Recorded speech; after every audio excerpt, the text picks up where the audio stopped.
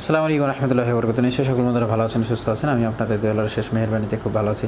খুব গুরুত্বপূর্ণ একটি পার্ট, যে পার্ট নিয়ে আমরা জর্জরিত।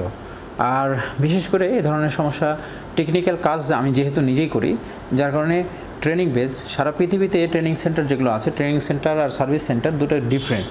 কিন্তু আমাদের কাছে ছাত্ররা বেশি সফল হয়। বেশি সফল হওয়ার কারণ হচ্ছে যে আমাদের ট্রেনিং সেন্টার আর সার্ভিসিং সেন্টার দুটো একসঙ্গে। আর আমরা প্রতিনিয়ত কাস্টমারের সেটগুলো হাতে পাই এবং নিজেরা কোনো প্রবলেমে পড়ি, সে প্রবলেমগুলো নিজে ফেস করার পরে সেখান থেকে একটা সলিউশন তৈরি করা এবং ছাত্রদের কাছে শেয়ার করা। এবং সারাদিনে আমরা যে কাজগুলো করি সেই কাজের সঙ্গে ছাত্ররা সম্পৃক্ত থাকে। তো আমরা এখান থেকে বেসিক এবং প্র্যাকটিক্যাল দুটোই পাচ্ছি আমরা। তো এই কারণে আমাদের ছাত্ররা অধিকাংশ ক্ষেত্রে সফল। ব্যর্থতা থাকেই প্রত্যেকটা জায়গাতে। আর এখানে আমাদের ছাত্রদের মধ্যে যারা ব্যর্থ, তাদের অধিকাংশই হচ্ছে নিজস্ব ব্যর্থতা। সেটা হচ্ছে মেধা তালিকা অথবা ইচ্ছা শক্তির সমস্যা। যাই হোক, এখন আমরা যে বিষয়টি নিয়ে কথা বলবো সেটা হচ্ছে নোকিয়া 5 EDL। নোকিয়া 5 যেসব ফোনগুলো আসে, এই ফোনগুলো আমরা কীভাবে সফটওয়্যারে কাজ করতে পারি। তো আমাদের নোকিয়া অফিসিয়াল যেগুলো টুল আছে, সেই টুলগুলোতে আমরা ফ্ল্যাশ করতে পারি, যেখানে আমরা এনবিএফ ফরম্যাটের ফাইল পাই, অনেক সময় দেখা যাচ্ছে XML ফাইল পাই, আবার অনেক সময় দেখা যায় যে স্ক্যাটার ফাইল পাই MTK ফোনগুলোতে। তো ফ্ল্যাশিংয়ের ক্ষেত্রে আমাদের বেশ কিছু ঝামেলা রয়েছেই। তবে আমরা মোবাইল টেকনিশিয়ানদের কাছে সবচেয়ে গ্রহণযোগ্য একটি জায়গা কোয়ালকম সিপিইউযুক্ত ফোনের কাজ করার জন্য, সেটা হচ্ছে আমাদের UMT কিউসিফায়ার। তো কিউসিফায়ার দিয়ে আমরা এই কাজগুলো অনায়াসে করতে পারি খুব সুন্দরভাবে।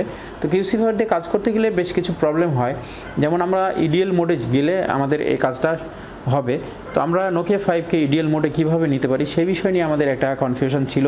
এবং নোকিয়া 5 EDL মোডে নেওয়ার জন্য যতগুলো টেস্ট পয়েন্ট ব্যবহার করা হয়েছে আমাদের ইন্টারনেটে, গুগলে সার্চ করলে আমরা টেস্ট পয়েন্টের অনেক ধরনের পিকচার পাচ্ছি, ডিফারেন্ট। কোথাও বলছে যে গ্রাউন্ডের সাথে এই পিনটা শর্ট করুন, কোথাও বলছে যে আপনার এই 2টি পয়েন্ট শর্ট করুন, এবং এই ধরনের অনেক ধরনের পিকচার পাচ্ছি আমরা EDL টেস্ট পয়েন্টে। কিন্তু সেই পিকচারগুলো কাজ করছে না।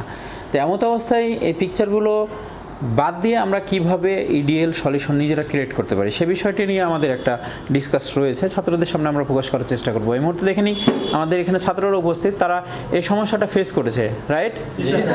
আচ্ছা, বেশ কিছুক্ষণ সময় আমরা 2টা সেট পরপর 2-3 দিনের ব্যবধানে 2টা সেট আমরা দেখেছি যে EDL মোডে যাচ্ছে না। তো EDL মোডে যাওয়ার জন্য আমরা এখানে এটি কাজ করেছি এবং এটা সাকসেসফুল কাজ ছিল, তাই না?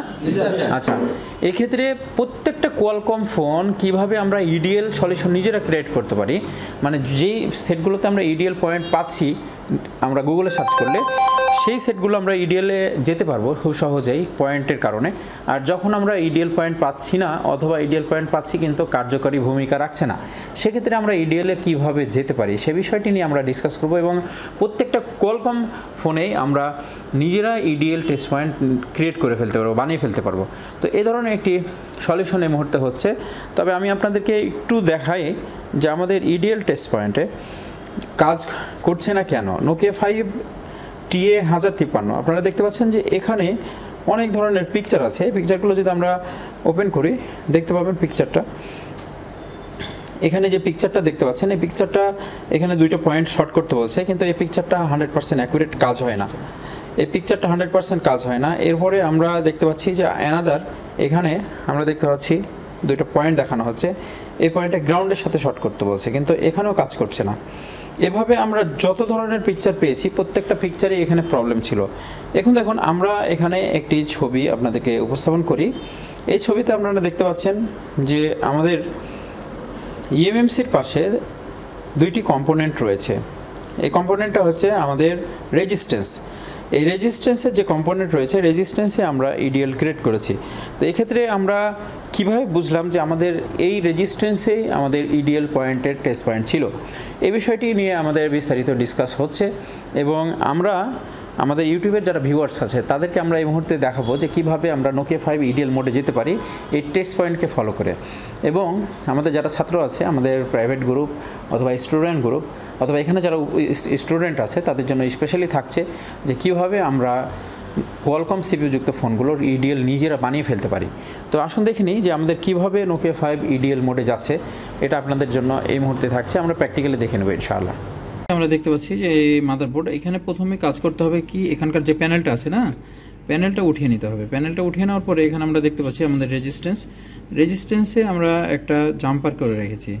এই জাম্পারটা করে রাখছি এই কারণে যে এই মাদারবোর্ডটা যখন আমরা ফিটিং করব তখন এটা ভিতরের দিকে চলে যাবে, এই জন্য জাম্পারটা করে রেখেছি। এটা আমরা গ্রাউন্ডের সাথে শর্ট করব, আর এটাই হচ্ছে আমাদের ইডিএল টেস্ট পয়েন্ট হিসেবে কাজ করবে। কেন এখান থেকে ইডিএল কাজ করছে আর কোন ক্ষেত্রে কিভাবে আমরা ইডিএল পয়েন্ট কোথায় কাজ করবে সে বিষয়টি বুঝতে পারবো কিভাবে, সেটা নিয়ে টিউটোরিয়াল হচ্ছে ছাত্রদের জন্য।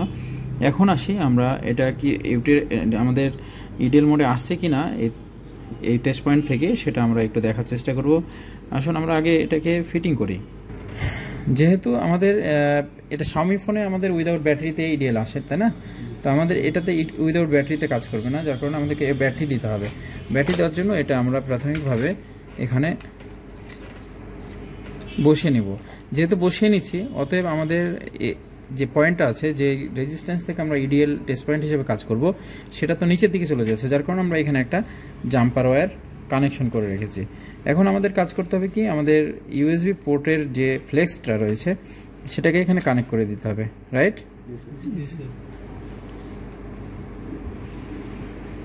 এবং ব্যাটারিও কানেকশন করতে হবে।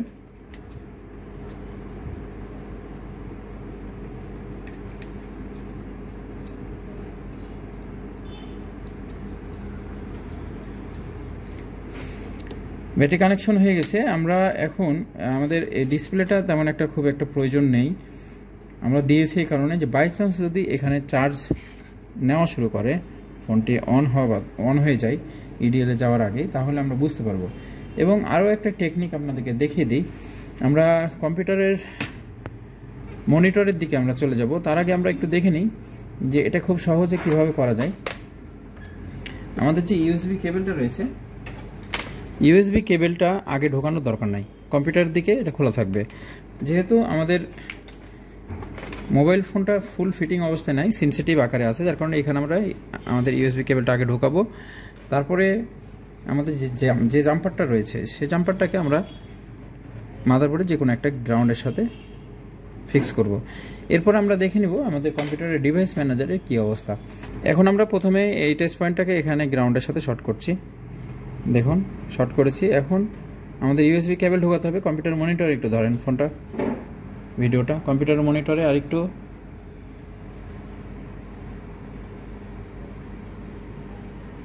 হ্যাঁ ঢোকাও।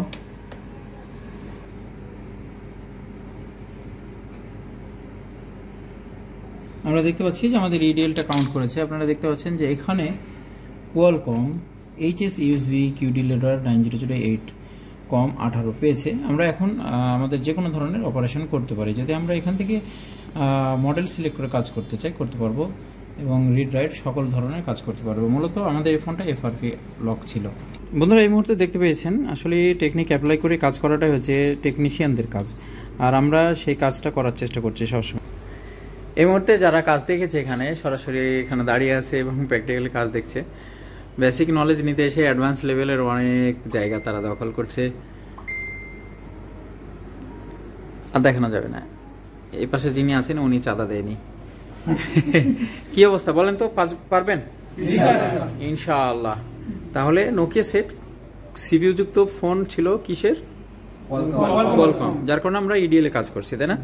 তাহলে আমাদের কাজগুলো বোঝার জন্য আমাদের আসলে বেসিক নলেজের খুব প্রয়োজন আছে। অনেকে বলে যে আমাদের অ্যাডভান্স লেভেল শিখবো। অ্যাডভান্স লেভেল কি বেসিক ছাড়া হয়? বেসিক জানলে অ্যাডভান্স লেভেল বানানো যায়, আর আমরা ওই বেসিকে ব্যবহার করে আমরা অ্যাডভান্স লেভেল ক্রিয়েট করব। অ্যাডভান্স লেভেল হচ্ছে নিজস্ব দক্ষতা। লাইক হচ্ছে যে একটা টেলার মাস্টার, সে যদি নতুন নতুন ধরনের পোশাকের ডিজাইন উদ্ভাবন করে, এই উদ্ভাবনটা কি? তার নিজস্ব ক্রিয়েটিভিটি। অ্যাডভান্স লেভেলটা কি? নিজস্ব ক্রিয়েটিভিটি। এবং পৃথিবীতে এক একজন টেকনিশিয়ান এক এক রকমভাবে কাজ করে।